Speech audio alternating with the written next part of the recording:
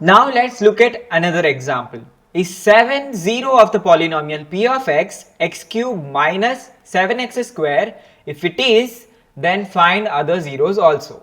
So p of 7 is equals to 7 cube minus 7 into 7 square is equals to 343 minus 343, which is equals to 0. So p of 7 is 0. So 7 is the 0 of the polynomial. Now p of x is equals to x cube minus 7x square is equals to x square into x minus 7. For other zeros, let's make p of x is equals to 0.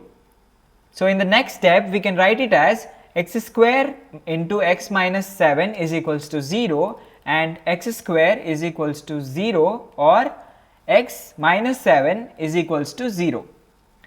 Therefore, x is equals to 0 or x is equals to 7. There are total of two zeros, that are x is equals to 0 and 7. For polynomial, p of x is equals to x cube minus 7x square.